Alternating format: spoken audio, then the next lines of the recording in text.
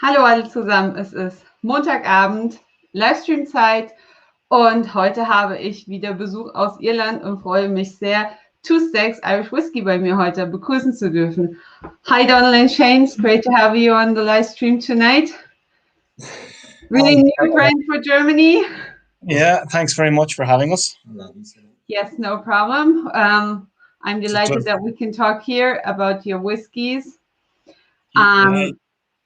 Yeah, so maybe you both can start talking a bit about yourself. What's your job at Two Stacks Whiskey? What is Two Stacks Whiskey about?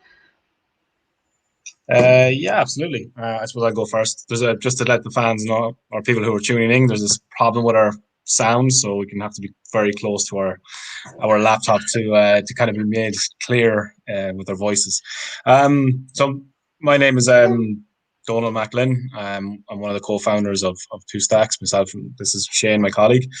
And essentially, in a nutshell, I suppose we all share roles together in regards to Two Stacks because we're a very small team, but predominantly brand development and sales, which would be kind of my background because it's what I've been doing with Ireland Craft Beverages, which is a parent company in which Shane and Liam are also founders of. And yeah, so really the whole thing for me is from bottling, hand bottling to hand labeling to helping with design to consulting with the guys to tasting, doing press releases, all that jazz. It really is a hands-on job. So there's nothing I don't do with the brand. Very similar to Shane, but it's like for these two that it makes them more fun as well because it's every day is something new and exciting.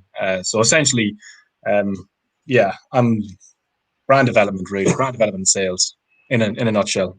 Okay, very good. Yeah, I'll jump in, guys, as well. So my name's Shane, one of the co-founders of Two Stacks Irish Whiskey. I've been involved with a couple of projects. So we have Donal. Liam wasn't able to make it on tonight. He's got his hands tied with putting the toddler to bed at this time of the evening. So he might jump in later on. But myself and Liam have been involved in the industry for maybe 7 years now with Ireland Craft Beverages. We founded that in 2014 with Donal. And that's evolved into sending some of the collective of beautiful Irish beverages across the world. How Two Stacks has evolved, it's come out of a love of Irish whiskey. We have been working, myself and Liam, we're co-founders of Cologne Distillery as well. And for us, we are very passionate about Irish whiskey.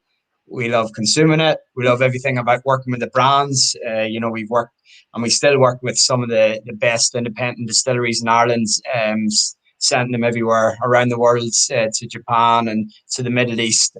So for us, Two Stacks was an add-on in terms of giving the consumer what we thought they would want, giving them a piece of our passion, a piece of our purpose. So for us, we wanted to bring to the market something really differential, something that consumers couldn't find anywhere else. And I think you will find it tonight when we talk through the blender's cut and the first cut and everything that we're going to be bringing out in the future.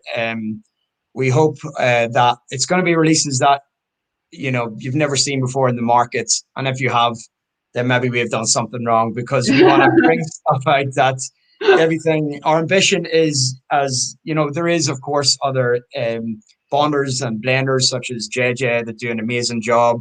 You have WD O'Connell coming in, and it's a very new space. We've been living through that space the past 7 years. So for us, Two Stacks, it's a collaborative effort between myself, Donal, and Liam.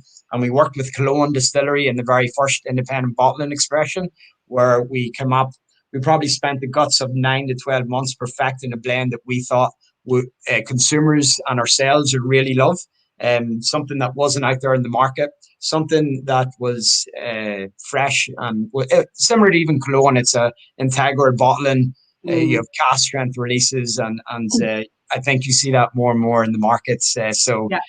Yeah, in a nutshell, it's part of that revival. It's part of the chapter of independent bottling expressions that we're plugging into, But we really want to, I suppose, give a contemporary angle to it. We really want to put our own touch on it.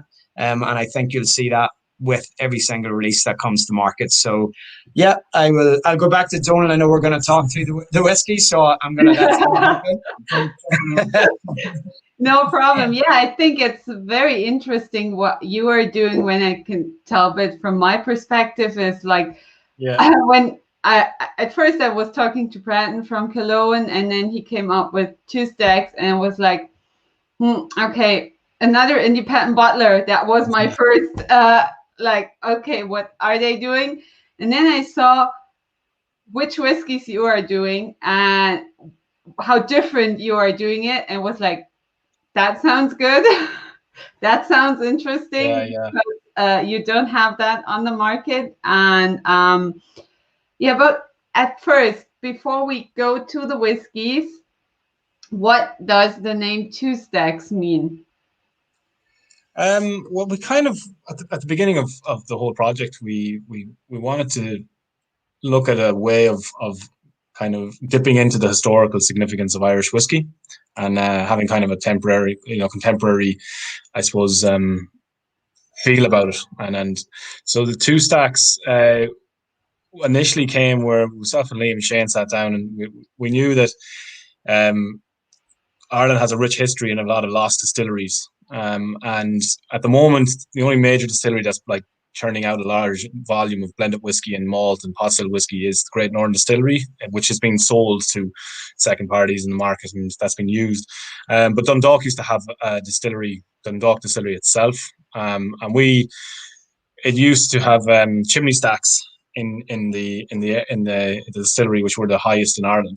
Okay. So we wanted to kind of use this as our guidance, because these were used for navigating seafaring boats on the Irish Sea to find as landmarks. And so we want to kind of bring those connections together, something that had a historical significance when it came to kind of whiskey in itself, but the journey that came with it. And the name Two Stacks is really just paying homage to that. And really, the name kind of stuck, not because of well, there was a few factors, not because it was so important to be kind of paying homage to Dundalk itself as a distillery, but the name Two Stacks really because it was catchy. I think for number one, I think it just kind of had it was memorable for us. And then the logos, which I mean, when we got the logo done, which is the two stripes, we just saw that and said that looks very different.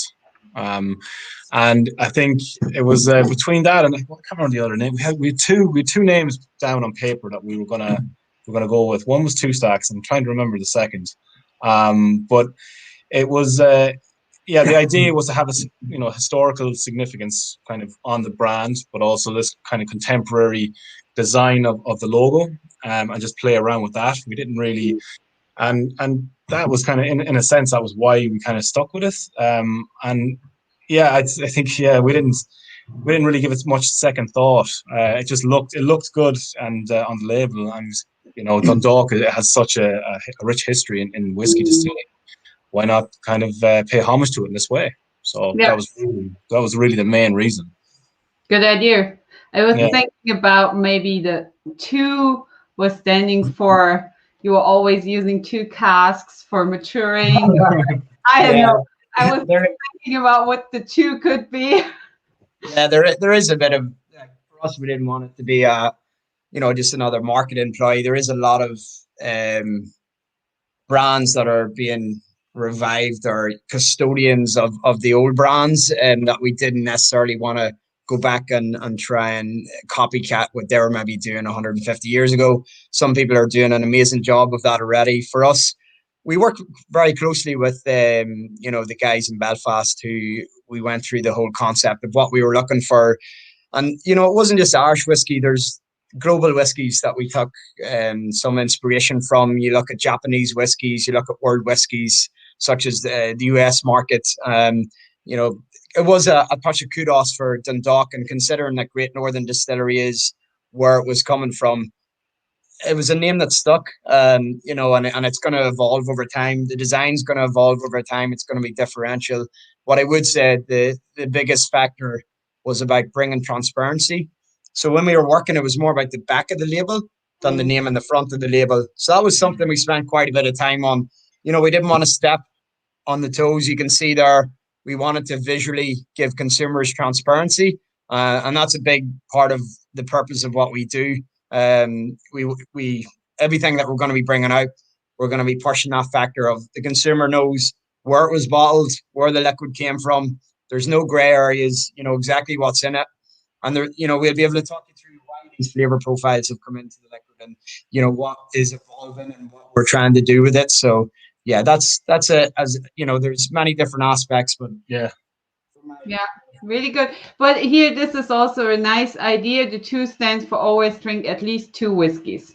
If that's what you want to, if that's your ethos in life, then you know we're not no judgmental looks from us.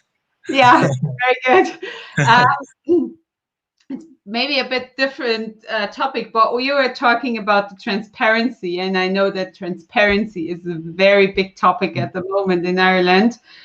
And I just hold it in the camera again. I know you did it very clear and transparent on the back of your whiskey. So you're still allowed to put it on the bag to give the percentage and the age.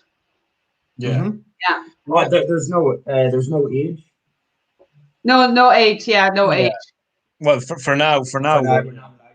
Well, you know, we're allowed to do what we can. Like that's what we've been allowed.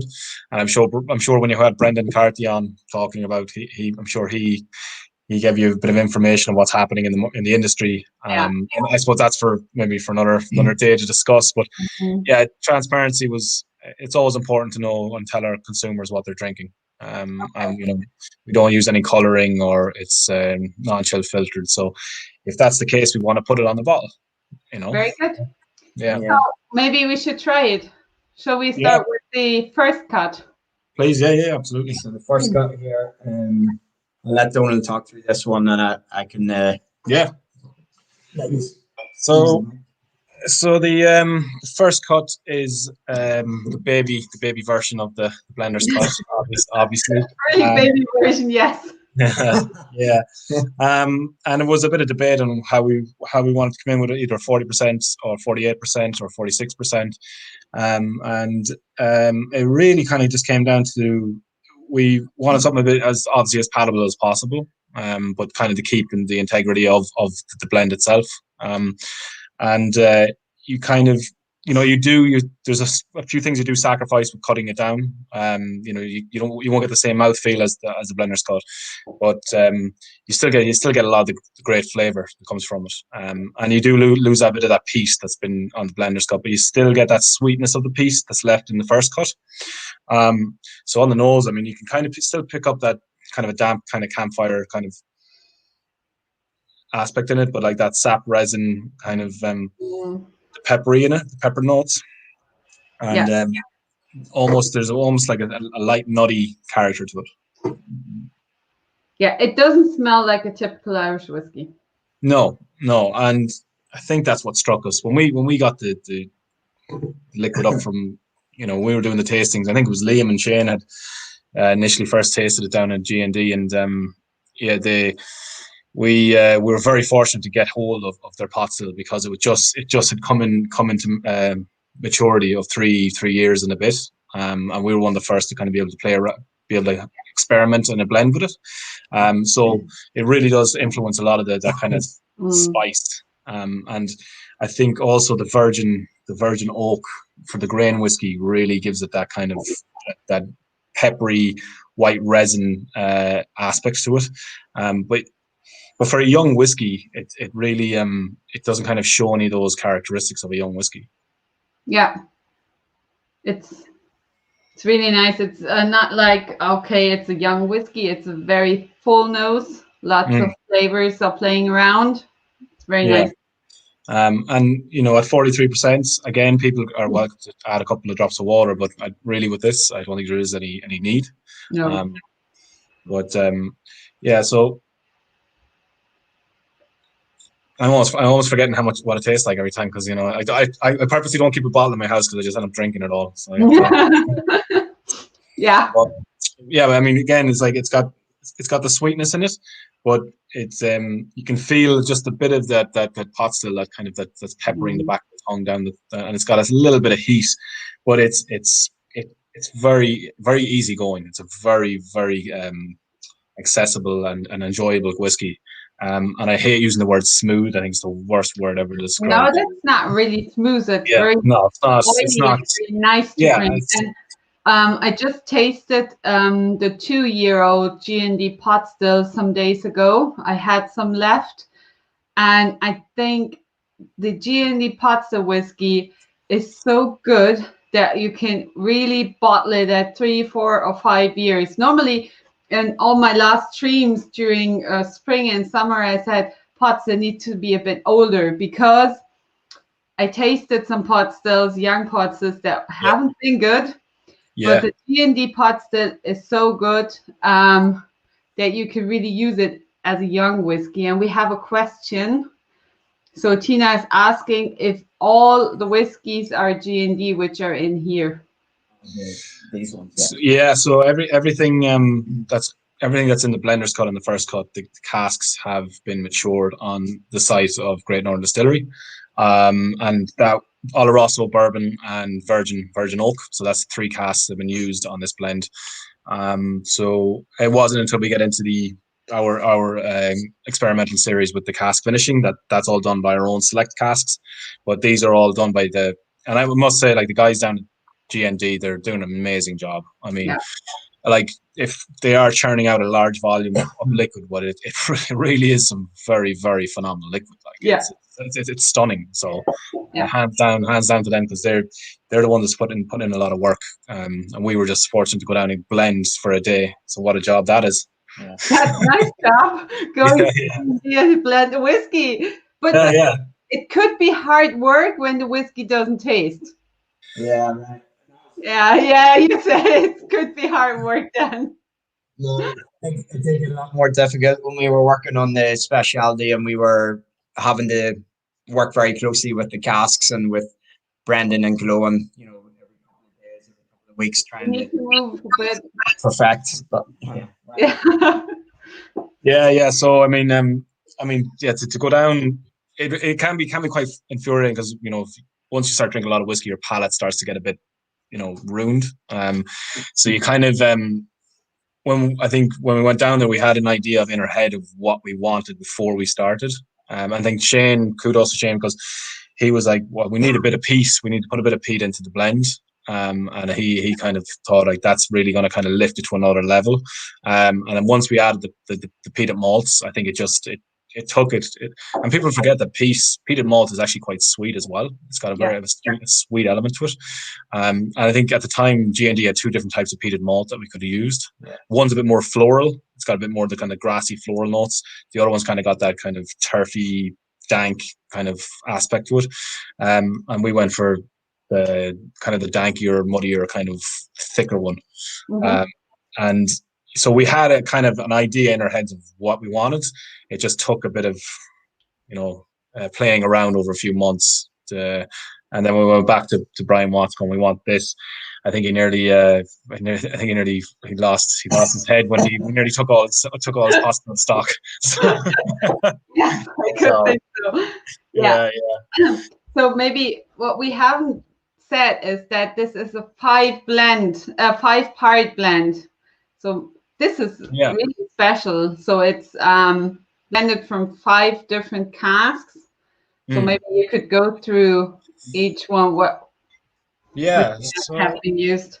So I mean, on the back, you 40% dark grain, which would be dark grain will mean the liquid that comes out was actually aged in virgin oak.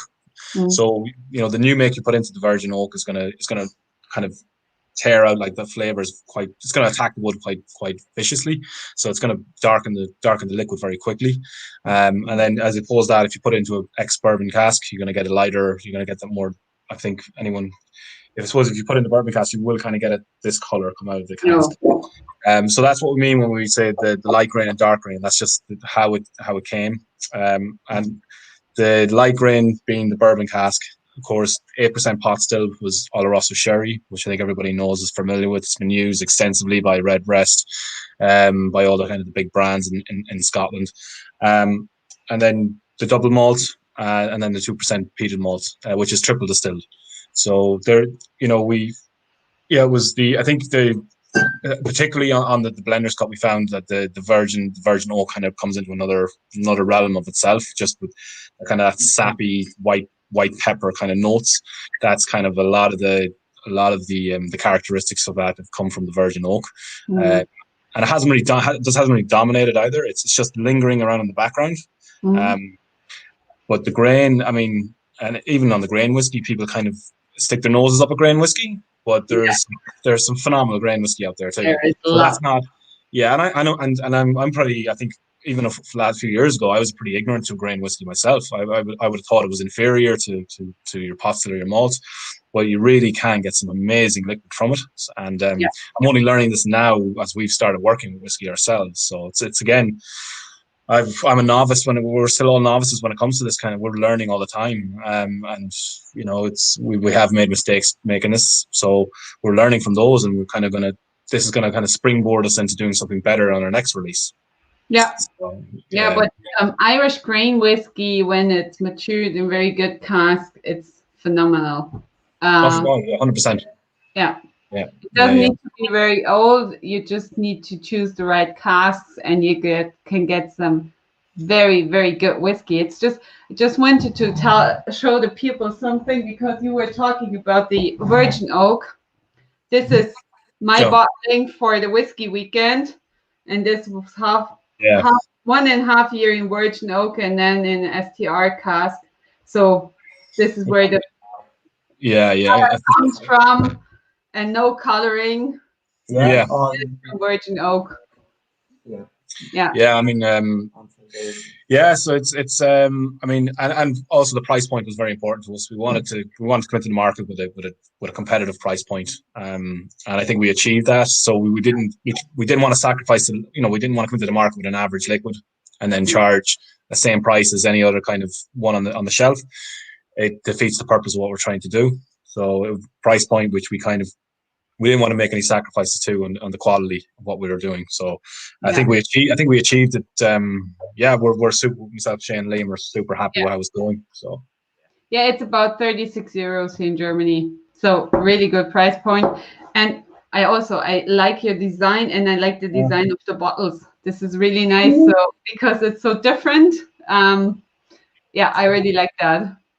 I think the design aspect is something that, I might even say that the design probably was due to some of the positives of COVID, and the lockdown actually allowed us to spend an extra 3 to 5 months perfecting that. So we got very particular, and the design iterations, over time, it's from getting to this and where it began. It allowed us to sit back and really take our time coming to market. We weren't rushing, and that kind of delicate balance of getting the contemporary design to match the liquid that we were working on in the background as well with Great Northern. We're very happy with that. And I think one thing that we will maybe discuss towards the end is how the design and the visuals are going to change over time. Everything, expect different bottles, different design. This is one series. We're already working on something really exciting for next year.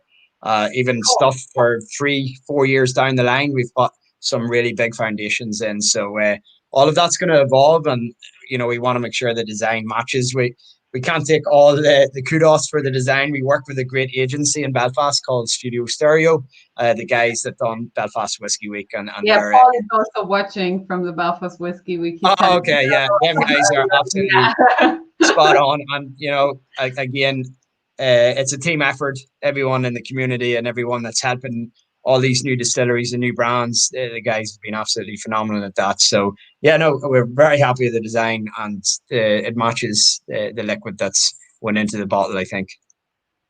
Very good. We can see the first part is white, then we move to the Blender's cut. It's black. It's heavier.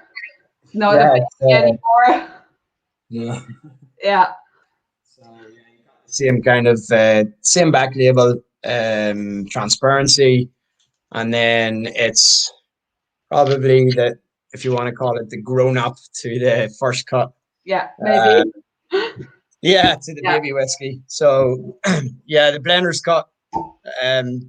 I think, to be honest, when we were coming to market, the Blender's cut was the only whiskey that we wanted to bring out initially. And the reason, as Donal said, we put out a first cut was to give whiskey drinkers an accessible, great liquid that's not in the market at a very good price point. With the Blender's cut, you know, it's similar to what some of the new distilleries are doing, where they're coming out with integrity bottlings. That's very much what we believe in. Let the consumer do what they please with the liquid. You can't really bring a liquid back. Unfortunately, if it was just this in the market, we wouldn't be able to bring that back to 65%. You know, you've lost so much of them heavier flavors. I think some people get a bit afraid of the 65%. I personally think it's very drinkable, even without. It's surprisingly drinkable. Yeah. One's just pouring one out. Just I would recommend. It's only Monday.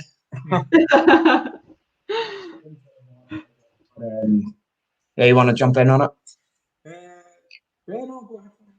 All right, I need to get one. Do we have any more? 1 sec. You're gonna have mine. Yeah. All right. I'm gonna give him my. You need glasses. I've got a lot of different ones just over time. All the different festivals. We got Belfast Whiskey Week's glasses here. We got Whiskey Live. I find another one. Yeah, today just arrived the glasses for the Irish Whiskey Weekend. There. Lovely. You can see it here. You can see it. Oh, nice. Yeah. Yeah, we used the two at class. Yeah, they just arrived today. Nice one. Nice. Yeah. All right. So we got the Blender's cut here. It's the exact same complex blend. So for guys that have the first cut, this is the same 5-part blend that we spoke through previously. It's got a different design, as you said, 65.15%, aged in the exact same casks at Great Northern Distillery. The exact percentage. So you can see here, we've got, what have we got in the back here? We've got the 48% pot. Yeah. Oh, I thought I had the fruit one. Yeah, but yeah, I'm just going back to, I suppose, the on the palate. I'm like, just to be honest, I'm straight off my birthday weekend, so I had half a bottle of the apricot, and I'm going straight back in on a Monday. So I'm like, do I really want to taste this? Do I want to go through it again? But I absolutely love this. It's to me, it's just dark fruits. It exaggerates every single flavor. It jumps every flavor of the first cut. So I'm going to start off without any drop of water. Go back into my weekend. Of course. And it's surprising because I haven't tried this one in a while, but I had the Apricot Brandy, and I actually found this one on the nose to be a little bit less complex than some of the specialities casts that we work with at Cologne Distillery. It's pretty boozy, as you can get, at 65%, but again, you do get some amazing flavors. And I think it's a real personal experience. You sit there, you maybe have a drop of water with it. It's a sipping whiskey. You know, you sit for 45 minutes to an hour and dissect every single flavor. I got Tina saying she's got some left from Belfast Whiskey Week. So this was actually launched with Paul and the guys at Belfast Whiskey Week. And as much as I was afraid to come back to this, and I really wanted Donal to do the tasting, I absolutely love it. I love it. It's great. It's like, you know, it's like, I didn't want to get stuck back in on a Monday night, but it's absolutely phenomenal liquid. But you should go for, you should move with that. You ended on the weekend, so that's easier than to move into the week. But yeah, right. It's not on a Monday, but Yeah, I'm gonna add a little bit of water to mine. It's been sitting. So let me just add a bit of water.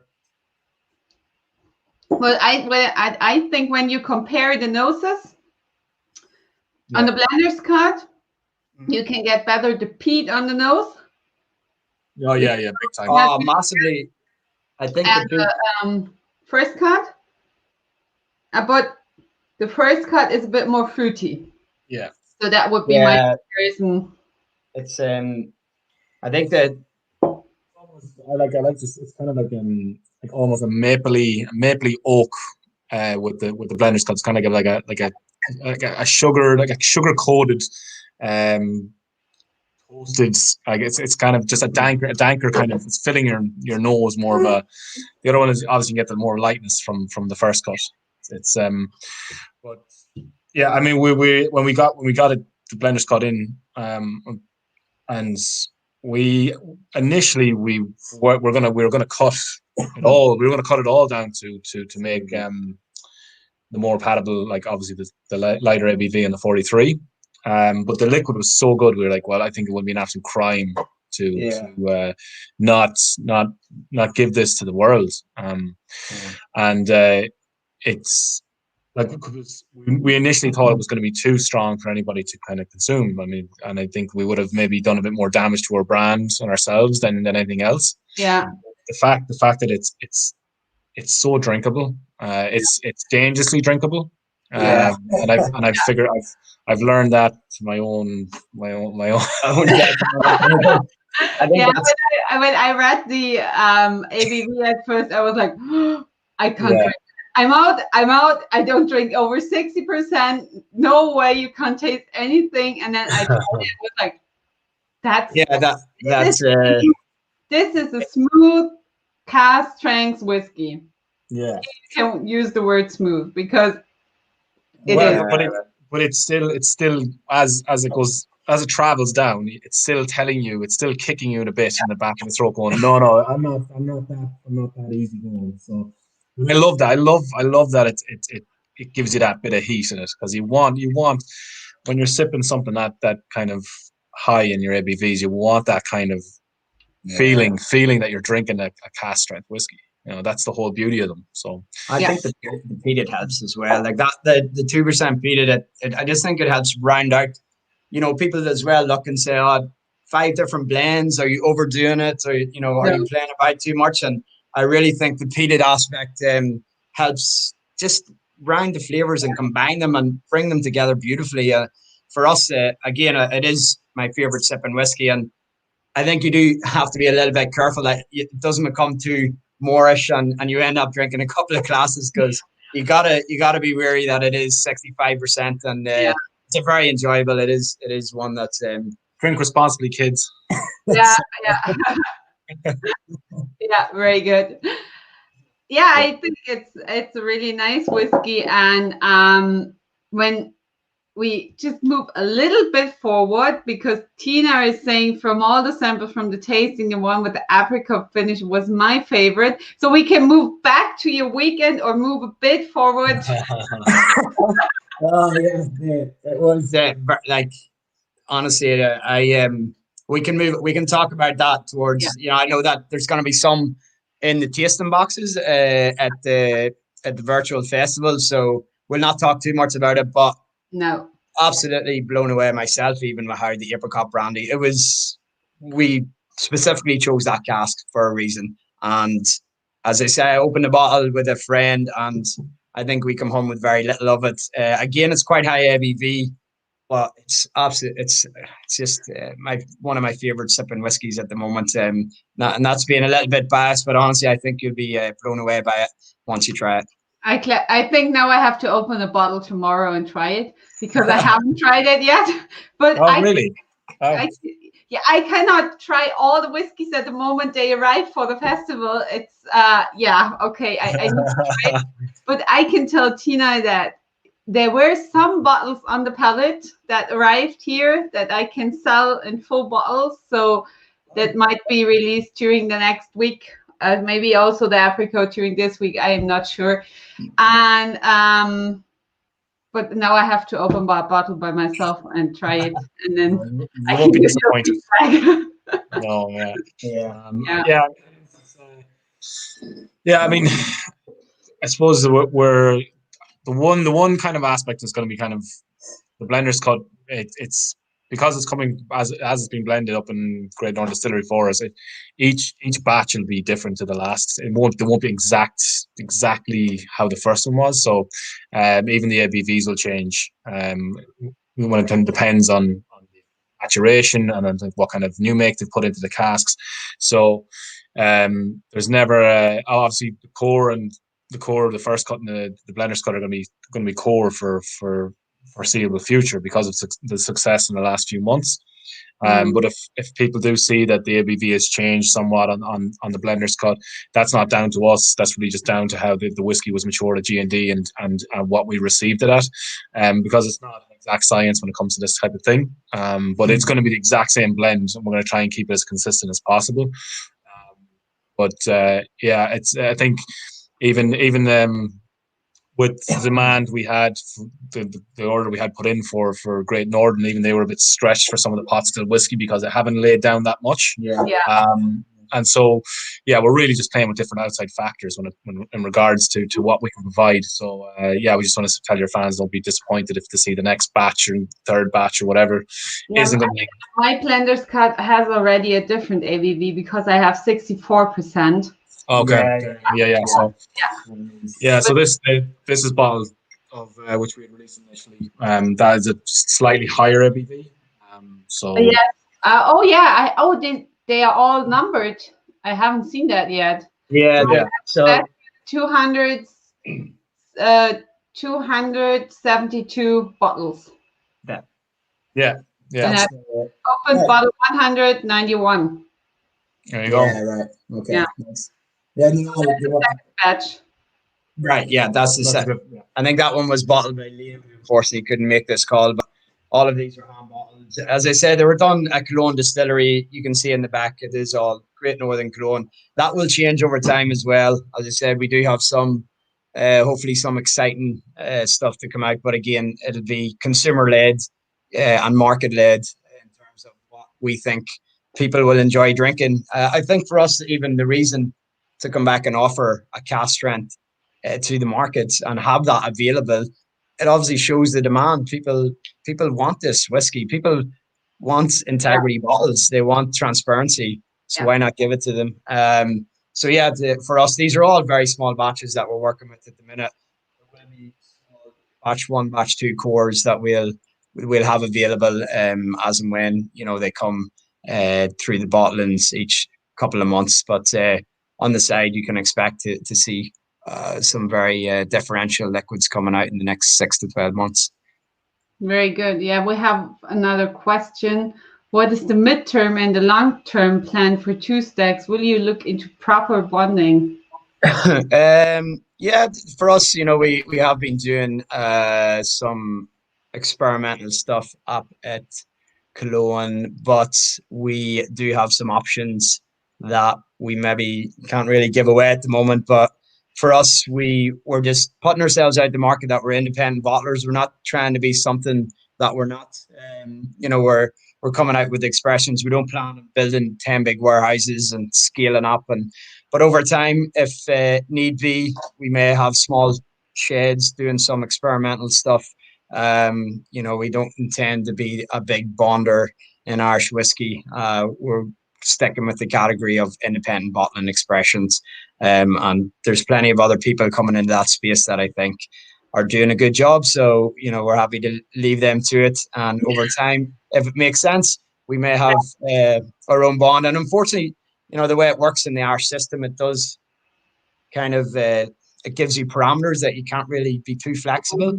It's quite costly to have your own bond, especially in the south of Ireland. The only other option is to hold it in third party, which a lot of distilleries do anyway. They do hold it off-site.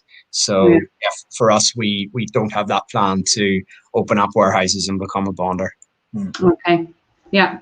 I think for you, it's also very good that you can work really close to Cologne, that you have this possibility that you can use their bottling and things like Yeah, that? well, it's pretty stretched.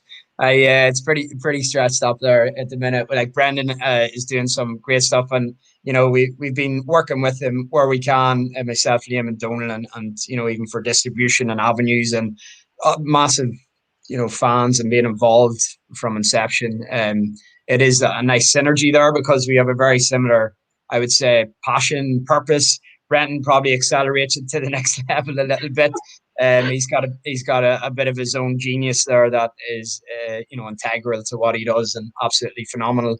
So it's great to bounce off each other, and it does help having Cologne there to do these kind of start off and projects together. But we probably want to step back from that a bit more and let him have the last 2 meters by 2 meters in the warehouse. It's so small. But, Yeah. Yeah. It's all good fun though. We're all having a lot of good fun doing these projects this year.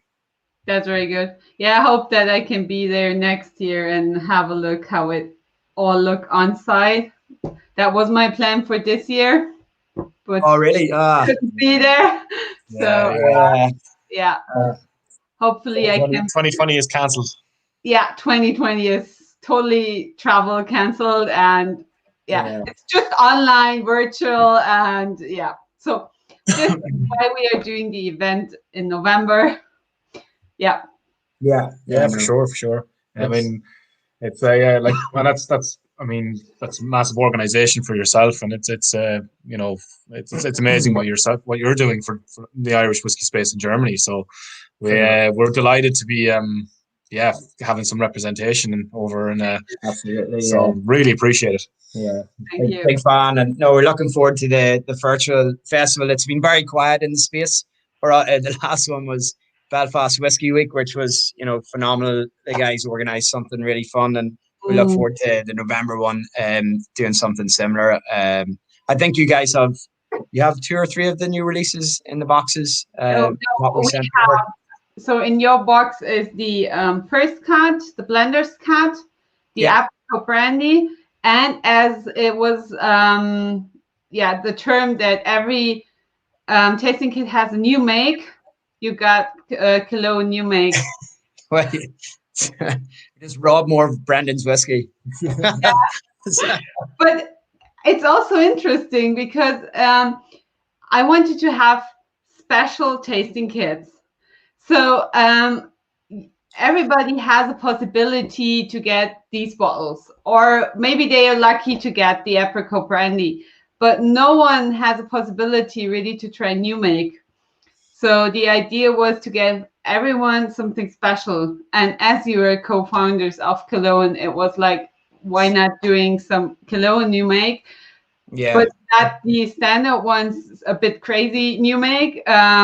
So it's not your standard new make, no, which it's not what you. Yes, of course you're not going to get that out of Cologne either. So it's a beautiful new make actually. So looking forward to talking through that as well. The new make it should excite people to show what's coming down the line, even as close as next year out of Cologne's own liquid. So that's pretty exciting. Yeah, really cool. Yeah, but we will not have just the Apricot Brandy releasing during the next 2 weeks. We also will have the Tony podcast. I know you released it last week. With the box. With the box. I will put a box on the bottles.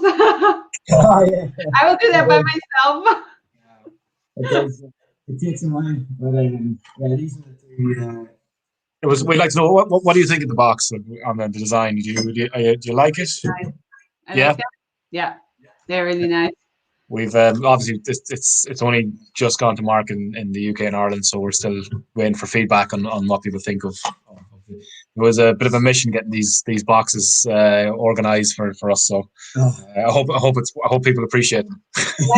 Maybe you can hold it a bit more up to the camera. Yeah, I like it so much. It's really cool design. Yeah. Yeah. Really nice. So from the special cast, the Apricot Brandy and the Tony Port will also be the first 2 special releases for Germany, but just some bottles. So everybody who wants to have a bottle, they need to be very fast. Yeah. What was the total volume of the Apricot Brandy and the Tawny Port? So this is exactly 222 bottles. Coincidentally, it just makes it easy for us. Yeah. Double up, 2 releases, 222. Anything left over, we drink ourselves. Yes. Okay. So no, 222 of each. I think you guys have a small allocation. Yeah, probably less than. I'm not sure exactly, but not too many bottles. So if people are looking for it, they probably need to jump on and snap some up when they come live. But no, as I said, the Apricot Brandy is one of my personal favorites, and it's just an acceleration again of the blender's cut. And it's just crazy trying it after sipping it with other whiskies over the weekend and seeing how much more you can do with these liquids, and what you can do with these blends. But yeah, I hope people and consumers, it's all about giving what the consumers want, we hope. So pretty excited to get these two to market, and then there'll be a final two before the end of the year. Yeah, very good. But we don't talk about the final two. That will be a surprise. Yeah, absolutely. Yeah. So it's I'm intrigued to know if any of your listeners at the moment are drinking any Two Stacks. If you have any. Has anyone else joined the Monday Sipping Club? Sorry, can't hear you. It'd be interesting to know if any of your listeners are drinking any Two Stacks at the moment on this fine Monday evening. Yeah, Tina was. Tina knows too much. Are you also planning to release the Sauterne cask finish? No. Can't say. Can't say. It's too much information. Yeah. But Tina, you're probably tried the Apricot from Belfast Whiskey Week.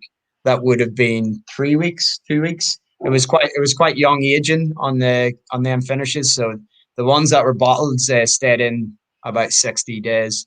One was 58 days and one was 60 days. So there's a large differential, I would say, between what went in the bottle and what was in the smaller samples. Yeah. Okay. Yeah, and Niels, he said he needs these boxes. He would like to sip your whiskeys, but he hasn't got them yet because I haven't sent him his order yet. Sorry for that. Okay. Sorry, that's out of our hands. Sorry. Yeah. I'll point you in the direction of customer service. Yeah. So it's we're super excited with the next two cast releases, and again it's all about being fun, being fun with whiskey and seeing what you can do with even the same blend of whiskey that you have. So if it's not broken, why fix it? We do this because we love whiskey, and I think I think we've already proven ourselves in regards to the first two releases, and I mean, in your opinion, it'd be good to know in terms of the blender's cut, like where would you kind of, in terms of its market and how if it's up against some competitors, how would you kind of fare? What would you think, in your opinion, and where it kind of compares? I think in Irish whiskey they are standing really alone because they are special. Yeah. So you don't get these 5-part blends, and you don't have really these smooth, fruity vanilla whiskey, which most people think that's Irish whiskey. So I really like them because they are really standing a bit by themselves, and this is what I like because when I talk to the people now about these whiskeys, I can say they are special. They have something you do not really get from another Irish whiskey, and this is something I think that's really important. Yeah. Oh well, I mean that's kind words. We're gonna take that for our next press release. Yes, of course, you can do that.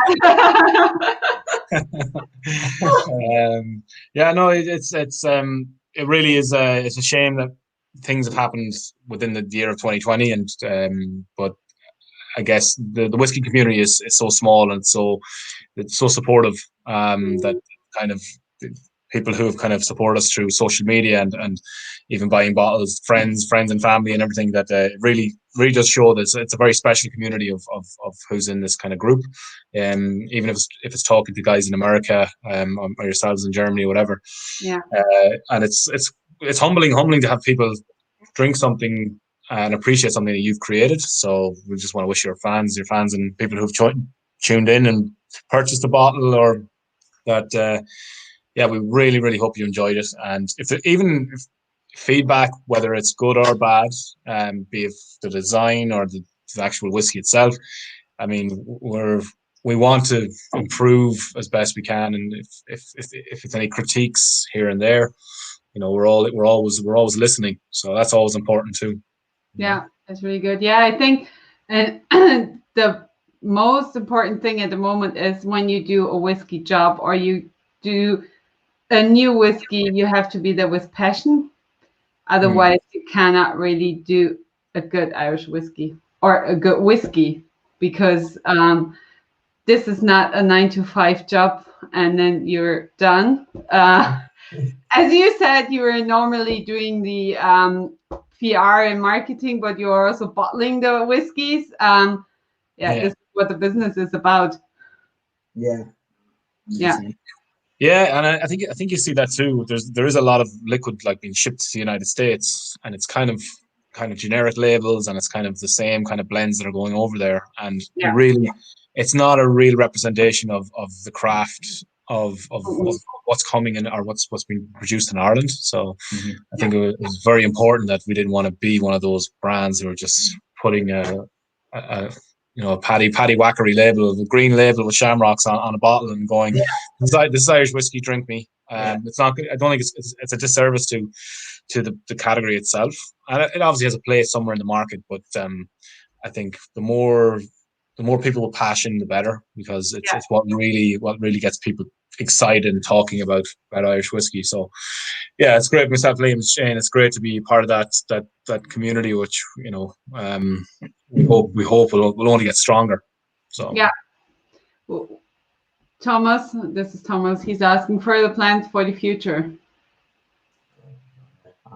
I mean, obviously, United States. The United States is on the cards at the moment, and then obviously more countries in Europe. Next releases, we're kind of working on another release for next year, as Shane mentioned, and then we're pretty excited about the next release. We've kind of already we've looked at what we want, and we're in the process of designing more kind of eye-catching labels and branding and everything. But that's all we can really give away. And then we're kind of just keeping an eye on where the market is going as well, like what's happening in regards to the industry, and keeping our ear to the ground of what's happening. Obviously with Cologne too, the guys are so busy at Cologne, it's non-stop. But just getting 2020 out of the way, really. Just see the back of 2020, and hopefully 21 is going to be a bit more fortuitous. So maybe when we will be able to have trade shows in 2021, you're more than welcome to come over to Germany and talk to the people here. And then you can meet Thomas, because he's often on trade shows, and then you can talk in person to him about further plans. Oh, absolutely, yeah. I think I've seen Thomas in some of the Cologne chats before as well, and Irish whiskey chats. He's a big fan of the new distilleries and independent products coming to market, which is cool to see. But future plans will be to, as I say, push out some small batch releases. We also have the Dramamine can that's being done at the minute, which is the little miniatures. In a can, so you might see that next year, just making it more accessible again to throw it into your backpack and go hiking and have a good whiskey. Whiskey in your pocket at all times without breaking. Very good. Great. So I think, as there are no more questions, do you want to add anything? No, not really. Thanks for tuning in on Just Monday. Buy your whiskey. You know where to get it, irishwhiskey.de. But no, thanks for tuning in on a Monday night. As I said, it's not easy A lot of people after a weekend coming and following the community. It just shows the amazing support all the time, whether it's 10 o'clock on a Thursday or 7 o'clock on a Monday. There's such great support and community out there. So thanks again for introducing us to consumers in Germany, and thanks to everyone that's joined us tonight. I hope to speak to everyone soon. I'm sure we will, and we'll see you in November at the virtual festival. Yeah, great. So yeah. All right, guys. All the best. Yeah. Thank you very much for taking your time and having a chat about your whiskeys. See you. Thanks. No worries. Thank you very much, guys.